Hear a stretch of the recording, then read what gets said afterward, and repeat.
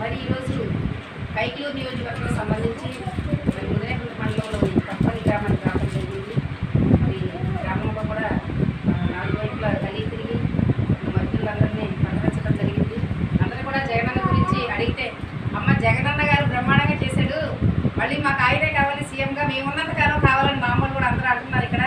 ఎందుకంటే ఆయన చేసిన మంచి కార్యక్రమాలు కావచ్చు, మరి ఆరోగ్యశ్రీ కానీ, సచివాలయాలు కానీ, పిల్లల చదువుల కోసం ఆయన విప్లవాత్మకమైన మార్పులు తీసుకురావడం జరిగిందని, మరి దానికి సంబంధించి ఇంకా కొన్ని రకాల ఆలోచన చేస్తున్నారు. ఆయన రాబోయే తరాలకి దృష్టిలో పెట్టుకొని అలాంటి ముందుకెళ్ళాలంటే మళ్ళీ ఆయనే కావాలమ్మా. మా పిల్లలు అందరూ ఎక్కువ మంది ఇక్కడ చిన్నపిల్లలు ఉన్నారు, మా పిల్లల భవిష్యత్తు బాగుండాలి అంటే మళ్ళీ జగనన్నే రావాలి, మాకు మా బిడ్డలు అంటే జగనన్న మళ్ళీ ఆయనే మాకు సీఎంగా కావాలని చెప్పి అందరూ సపోర్టివ్గా చక్కగా మాట్లాడటం జరుగుతుంది.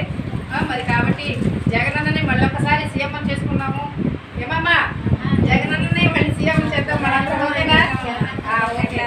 అందుకనే మళ్ళీ జగనన్నకి కూడా అందరూ సపోర్టివ్గా ఉంటామమ్మా. తప్పకుండా ఆయనకి మళ్ళీ ఓటేద్దాం, అందరూ కూడా జగనన్ననే మళ్ళీ ఒకసారి సీఎం చేద్దామని చెప్పి చెప్పడం జరుగుతుంది. దానిలో భాగంగా ఈరోజు నేను కొత్తపల్లిలోని ఇప్పుడంతా నేను తిరిగాను చాలా చోట్ల. ఎక్కడ సమస్యలు అయితే నా దృష్టికి ఏమి తీసుకురాలేదు, అంతా బాగానే ఉందని చెప్పారు. మరి ఈరోజు జగనన్న శారద ఫౌండేషన్ తరఫున ఇక్కడ మహిళలకి చర్యలు పంచడానికి వచ్చాము. పంపకాలు జరిగినాయి, అందరూ కూడా స్పందన అయితే చాలా బాగుంది.